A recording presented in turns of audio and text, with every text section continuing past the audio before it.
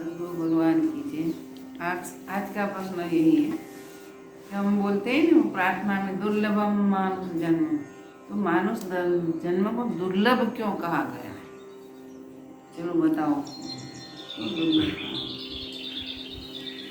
इसलिए मानव जन्म को दुर्लभ माना गया है क्योंकि आत्मज्ञान सिर्फ यही जन्म में प्राप्त हो सकता है। बाकी की जो सब योनि है वो कोई योनि में मनुष्य को प्रेम, भक्ति, आत्मज्ञान की प्राप्ति नहीं हो सकती। तो और योनि में क्यों नहीं होती है?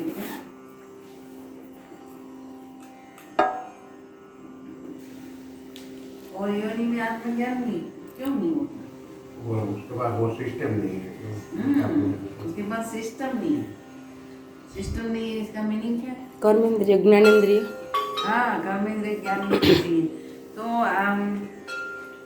मनुष्य देह कैसे बना?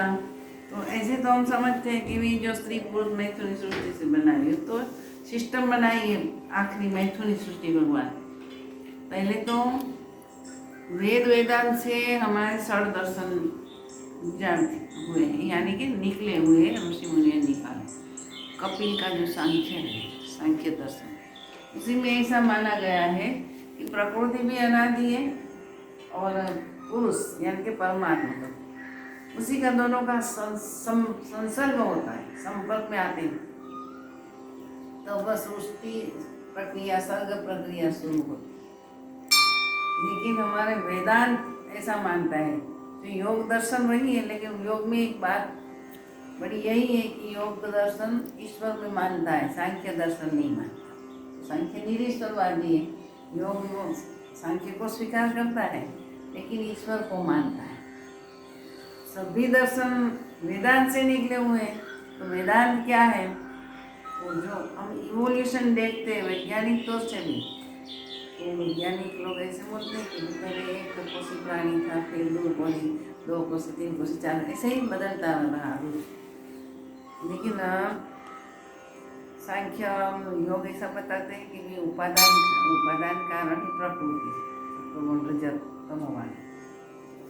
हमारा वेदांत मना करता है। वेदांत अपना मत यही रखता है, जिन्होंने ज्ञान प्राप्त किया है ऋषियों ने, उसी ने वेदांत दिया है कि परम तत्व एक ही है, निरव्यय है, निरंजन है, सत असत के ऊपर का तत्व है वो। उसी को ऐसा एक दफा दिल में हुआ तो ऐसा लगा कि मैं एक हूँ ने, एको हम बहुश्याम, मैं एक हूँ बहु हो जाऊँ, बहुश्याम प्रजा है, मैं एक हूँ तो बहु प्रजा उत्पन्न कर दूँ। बस ये संकल्प से ये सब नीचे नीचे उतर संकल्प से चित्त शक्ति उत्पन्न हो गई।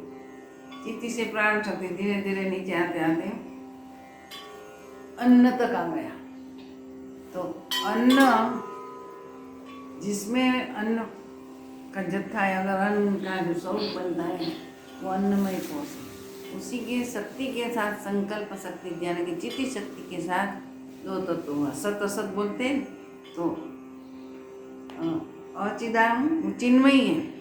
सत चित आनंद बोलते हैं तो सत भी, उसी से जो चित उत्पन्न हुआ उसी को ई प्रत्यय लगा दिया तो चिति हो गई।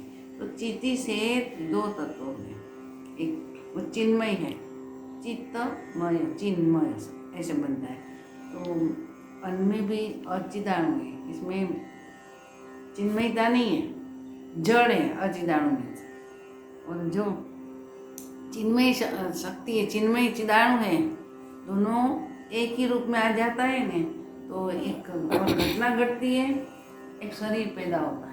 इसीलिए अन्नमय कोश हरेक जीव मात्रा में जो सजीव है उसी में अन्नमय कोश है। अन्नात् जायते भूतानि, ऐसा गीता में कहा है। तो अन्न से ये शरीर बनता है, खाना छोड़ दो शरीर धीरे धीरे क्षरण होने लगेगा।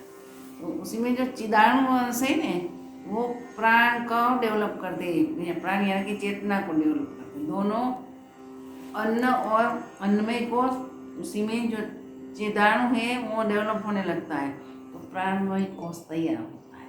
तो अन्नमय कोश, प्राणमय कोश, हरेक 84 लाख योनि की जो बात आपने बताई ना शरीरों की, उसी में अन्नमय कोश और प्राणमय कोश दोनों ही है।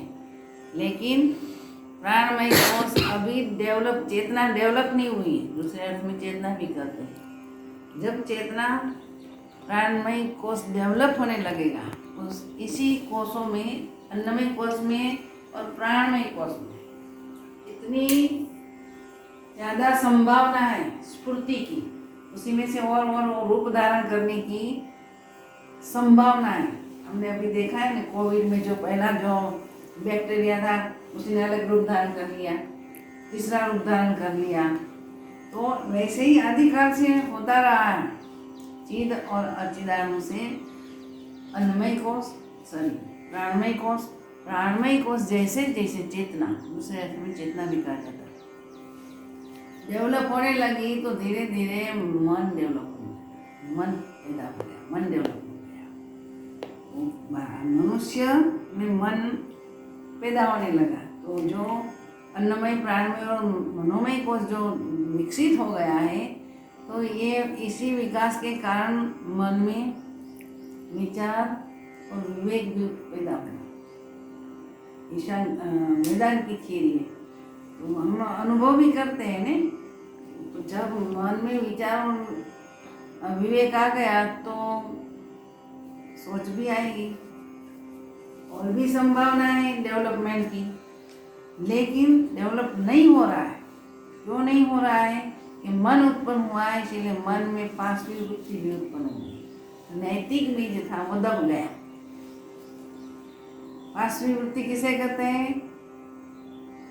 खाना पीना, आहार निद्रा तो सब में आ गया है, डेवलप हो गया।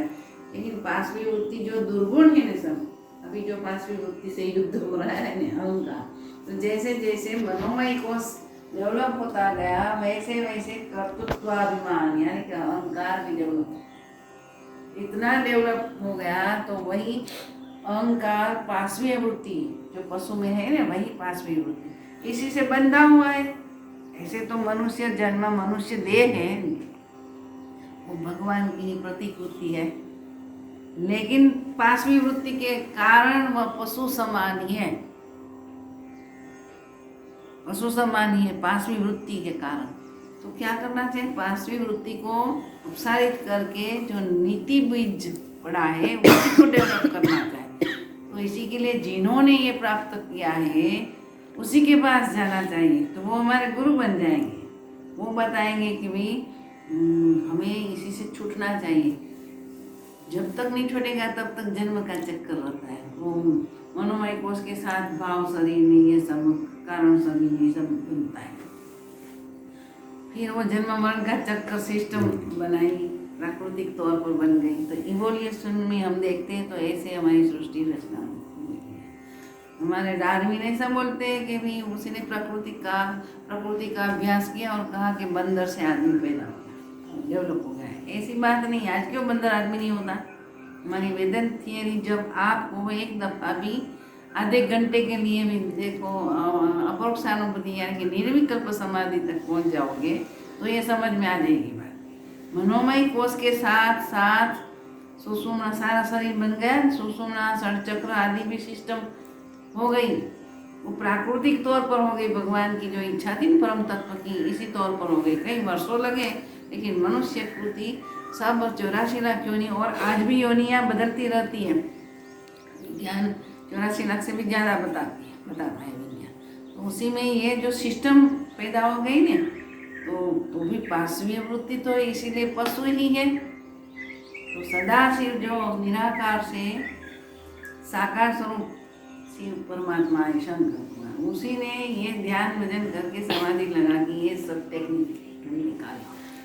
मनोकोश विचार और विवेक से भरा हुआ है। तो ज्ञान विज्ञानमय कोश धीरे धीरे डेवलप हो रहा है। जो सब पांचवी वृत्ति खत्म होने लगेगी और नैतिक भी जो पड़ा है चिदंश में, चिदाणु में, चेतना में, उसी को डेवलप करने से विज्ञानमय कोश डेवलप होगा। वैज्ञानिक लोग जो बोलते हैं ना कि ये संशोधन किया, ये किया, ये क्यों किया? विवेक और विचार है इसलिए वो कर पाए, बाकी तर्क वर्क उसी से ही डेवलप हुआ है। तो विज्ञानमय कोश डेवलप होता है तो आदमी मनुष्य पशु भाव से ऊपर उठता है, वीर भाव में आएगा, सुखी होने के लिए। फिर हर एक इच्छा पूरी करने के लिए पहले इच्छा करता है, फिर क्रिया करता है। तो कैसे अच्छा सुख मिले? कम प्रवृत्ति में तो इच्छा शक्ति, क्रिया शक्ति और ज्ञान शक्ति भी डेवलप हो गई। तो विज्ञानमय कोश चेतना का जैसा विकास होने लगा, तो मन का और विकास होते होते विज्ञानमय कोश डेवलप हुआ। इतना विज्ञानमय कोश है, इतना प्राणमय कोश, ऐसी बात नहीं, सब एक अविनाभावी संबंध से जुड़ा हुआ है। तो विज्ञानमय कोश से बहुत ये सब संशोधन हुआ, ये सब हुआ। तो भी ये पांचवी वृत्ति कभी कभी देखा देती है, परेशान करती है, सुख दुख आता है। फिर कर्म की थियरी, ये सब अलग बातें उसमें जुड़ी हुई है तो है, लेकिन उत्क्रांति की दृष्टि से मनुष्य जन्म क्यों श्रेष्ठ है साधन के लिए, मोक्ष के लिए, वही बताते हैं। तो विज्ञानमय कोश तक तो डेवलप की, सभी का वही नहीं हो जाता। जो गुरु के पास जाता है, साधन करता है, साधना अधीन है विज्ञानमय कोश और आनंदमय कोश डेवलप करने के लिए साधना अधीन है। उसी में भी कई ज़्यादा संभावना है, इसलिए तो ऋषि मुनियों जो सिद्धाश्रम हिमालय में वहाँ आश्रम बना के जितनी स्फूर्ति की संभावनाएं डेवलप होने की, तो वो कर रहे हैं, आज संशोधन भी कर रहे हैं। तो हमारे एक एक अणु में, चिदाणु में सभी संभावना, सभी संभावनाएं। तो आखिरी संभावना क्या है कि हमें चाहिए क्या? आनंद और सुख चाहिए ना, क्योंकि उग तो जाता है मनोमय कोश से, आदमी उग जाता है। फिर विज्ञानमय कोश का डेवलपमेंट हुआ, फिर आनंदमय कोश का डेवलप करने के लिए जिन्होंने प्राप्त किया उनके पास जाते हैं, उसी से मंत्र लेते हैं, उसी से ये टेक्निक समझते हैं। और शक्ति चिन्मयी शक्ति है, कुंडलिनी शक्ति तो योग में का तंत्र शास्त्र में नाम दिया है कुंडलिनी शक्ति। बाकी जो सूर्य की उपासना करता है वो इस शक्ति का नाम सविता, गायत्री बोलते हैं, सविता बोलते हैं। तो अदिति भी बोलते हैं, अलग अलग नाम है। वेदांत में चीती शक्ति बोलते हैं। तो चीती शक्ति को मनोमय कोश के साथ साथ जो डेवलप हुआ है, षट चक्र आदि सब हम जानते हैं। तो बहिर्मुख है, पार्श्विक बंधनों से बंधा हुआ है। इसी से छूटने के लिए गुरु जो साधना बताते हैं, वही साधना के अधीन हमारा आनंदमय कोश है। तो आनंद प्राप्त, ब्रह्मानंद, परमानंद प्राप्त करने के लिए ये साधना जरूर करनी चाहिए। तो व्यक्ति वीरभाव, फिर देवभाव, वीरभाव छूटेगा। वीरभाव में क्या होता है, बहुत डेवलपमेंट कर लेते हैं और लोगों से कुछ विशेष प्राप्त कर लेता है, तो उसमें उसी को समाज में एक स्थान मिलता है। लेकिन जब आनंदमय कोश की प्राप्ति कर लेते हैं, यानी कि समाधि की प्राप्ति कर लेते हैं, तो समझ में आ जाता है कि आई एम दैट, मैं और भगवान अलग नहीं है। तो मनुष्य देह ही परमात्मा की प्रतिकृति है, इसीलिए मनुष्य देह श्रेष्ठ है। ऐसे ही डेवलप होता लेकिन एक दफ़ा मनुष्य जन्म मिल गया तो मनुष्य फिर पशु योनि में नहीं जाएगा, ऐसी बात नहीं है। कब नहीं जाएगा, उसी को आनंद की अनुभूति, आत्मा की अनुभूति हो जाएगी, तब नहीं जाएगा। तब तक तो फिर वो मनोमय कोश में आ जाएगा, नीचे गिरता ही जाएगा, तो फिर वो पशु योनि में भी जा सकता है। तो देखिए, झाड़, वनस्पति, ये सब है, उसी में अशुद्ध चिदाणु है, चिदाणु भी है, लेकिन चिदाणु अभी डेवलप नहीं हुआ, इसीलिए वो अर्धचेतन अवस्था वनस्पति की कही गई है। पशु पक्षी आदि की जो स्थिति है, उसी में भी मनोमय कोश उत्पन्न नहीं हुआ, डेवलप नहीं हुआ, चेतना इतनी डेवलप नहीं हुई। उन्नमय और प्राणमय ही है, इसीलिए उसी का विकास नहीं होता। लेकिन चिदाणु जो विकास करेगा वो धीरे धीरे ये 84 लाख योनि से गुजरते गुजरते मनुष्य योनि तक आ जाता है। इतना चेतना का विकास होता है तब मनुष्य कहलाता है। तो वो प्राकृतिक दृष्टि है, जो 2 हाथ 2 पाँव जो है ना, वो सारा शरीर प्राकृतिक ढंग से बनता है। उसी में अंतिम क्या चीज़ है, उसी का मूल कारण क्या है, परमात्मा की संकल्प शक्ति। तो चेतना को, चिदाणु को डेवलप करते करते करते करते आनंद नहीं पहुँचता आदमी, यानी कि मनुष्य डेवलप हो सकता है। फिर वो समझता है कि मैं परमात्मा हो गया, अब मुझे जन्म लेना है या नहीं लेना, वो अपने वश में आ जाता है, वो खुद परमात्मा ही बन गया। और समाधिस्थ इसलिए तो शिव रहते हैं, शिव समझते हैं कि भाई पशुपति कहा जाता है नहीं, पांचवीं गुणों से हमें ऊपर कौन उठाते? शिव। ब्रह्मा विष्णु नहीं उठाते, शिव ही उठाते। इसीलिए शिव की महिमा ज़्यादा है, अजन्मा कहा गया है। तो उसी रूप में मनुष्य अपनी चेतना को डेवलप करके शिव रूप करना है। अगले मैंने बताया था ना, शिव इसे शिवरात्रि के दिन वसीत, जो प्राणमय अन्नमय कोश इंद्रिया ज्ञान इंद्रिया उसी से ऊपर उठ के उसके वश में आ जाता है। तो उसी के पास शेष बचता है आनंद परमानंद। तो वही हमारी स्थिति है। तो सारे संसार में सभी को यही डेवलपमेंट प्राप्त नहीं होता कि पशु जन्य ही स्थिति उनकी रहती है। एक दफ़ा उनको अच्छा विचार आ जाए नहीं, मनोमय कोष तक तो वो पहुंच गया विकास में, लेकिन अच्छा विचार आ गया कि भी आगे भी और क्या है, तो डेवलप करना। नीति का बीज ही आनंद का बीज हमें पड़ा है, उसी को अपसारित करना है। अपसारित करने के लिए जिन्होंने प्राप्त किया है उसी के पास जाना पड़ेगा, उसी की बताई हुई साधना करनी पड़ेगी। एक दफ़ा भी जो ये सब कुंडलिनी शक्ति छठ चक्र जो बताती हूँ ना, मैं शास्त्र में भी बताया है, उसी का ही डेवलपमेंट करते एक्टिव करके, और हम कुछ नहीं करते। कुंडलिनी जाग गई, हमें ये होगा, ऐसी बात नहीं है। आनंद में और विज्ञान में कोष के डेवलपमेंट के लिए शक्ति ऊपर जो सर्जन चक्र है ना, उसी से ऊपर उठ के मनोमय कोष से ऊपर उठना है, तब विकास संपूर्ण होता है। जब संपूर्ण अनुभूति हो जाती है तो कहते कि सब चेतन का ही सागर है। इसलिए ऋषि मुनि ने कहा कि ओम पूर्णमद पूर्णमिदम पूर्णात् पूर्णम उदच्यते पूर्णस्य पूर्णम एवादाय पूर्णम एव अवशिष्यते। इसलिए तो कहा है, समझ गया कि भी डेवलप हो गया कि हम परमात्मा, इसी से आगे कुछ नहीं है। आगे क्या है? सत्यम ज्ञानम अनंत नित्यम। तो आपको कुछ संशोधन करना हो, स्फूर्ति की संभावना है ना हर एक कोष में, तो वो कर सकते। इसीलिए जो ऋषि मुनि है, ज्ञानगंज राजराजेश्वरी मठ हिमालय में कई सारा सिद्धाश्रम है, उसी में यही क्रियाएँ चलती है, ये संशोधन चलता है। पृथ्वी पर वैज्ञानिक लोग करते हैं, वो भी पृथ्वी पर है, पर लेकिन ऊपर उठा हुआ है सिद्धाश्रम हिमालय में। वैज्ञानिक लोग हिमालय में चाहते हैं सब संशोधन करने, लेकिन अभी नहीं होता है, प्रयत्न कर रहे हैं। लेकिन हमारे ऋषि मुनियों ने ये पंचकोश पर विज्ञान में कोश और आनंद में कोश प्राप्त करके मैं ही भगवान हूँ, वहाँ समाप्त। फिर समाप्त शून्यमी यानी कि जो पहले था सतविनी असतविनी, उसी में वो निहित हो जाता है, यानी कि अपरोक्षान। फिर आना है, फिर नीचे गिर के वो विकास क्रम करना है, वो इच्छा नहीं रहती, क्योंकि पूर्ण डेवलपमेंट होता है, उसी को इच्छा ही नहीं होगी। वापस क्यों आए? वापस आए तो कोई करुणा डेवलप है तो कुछ आगे करने के लिए, लोक संग्रह करने के लिए आने की इच्छा हो, बाकी पूर्ण तो प्राप्त कर लेता है।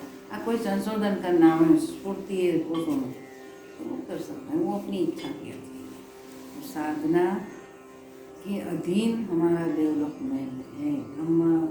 ब्राह्मी स्थिति अथवा ब्रह्म स्वरूप होना हो, शिव स्वरूप होना हो, साधना के अधीन है। साधना तो करनी चाहिए, साधना नहीं करोगे तो पशु का ही पशु रहेगा।